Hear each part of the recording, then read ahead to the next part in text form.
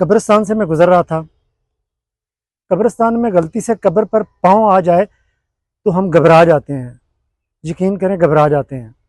यकीनी तौर पर यह ताज़ीम है कि इस मिट्टी के ढेरी के नीचे कोई दफन है, लेकिन अगर हम दूसरी तरफ देखें, हम जिंदा इंसानों को कितनी आसानी से रोनते चले जाते हैं।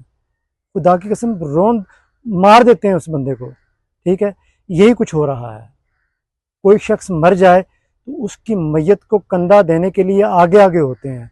आपने देखा होगा ना, भागते हैं, कलमा शहादत, बस यार मैं कंधा दे दें, इसकी मैयत को जो है ना बस कंधा मिल जाए, हम कंधा दे दें। लेकिन कभी सोचा है जिंदा लोगों को जब सहारे की कंधे की ज़रूरत है होती है तो हम कहाँ होते हैं? बताइए मुझे, क्या हम अपना कंधा फराहम करते हैं? नहीं, बल्कि खुश होते हैं उसे देखकर कि यार ये मुसीबत में है। हम देखते हैं कि मुसीबत में है ना, तो उसको कंधा नहीं देना, उसका सहारा नहीं बनना हमने। हम उसे क्यों अपना कंधा पेश करें, उसका सहारा बने? बताइए। मैं एक बात कहूँगा, आज ये मिट्टी के नीचे है तो कल हम और आप भी यहीं आएंगे, इसी मिट्टी के नीचे होंगे।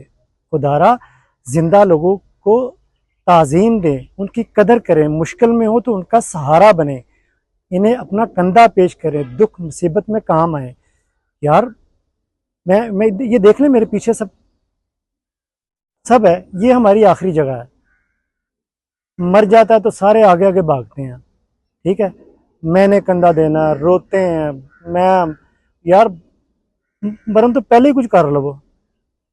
देखने और सुनने वालों का बहुत शुक्रिया।